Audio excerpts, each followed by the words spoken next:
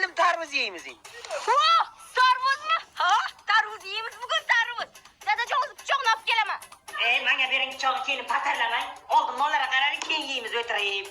Bitta yegaylik, hay. Keyin yeymiz mollarga qarang dedim. Turing, hashalamang tarvuzni. Hozir mollarga qarayman, keyin tarvuz yeyman. Tarvuzni men yeyman, pichoqni sen yeysan.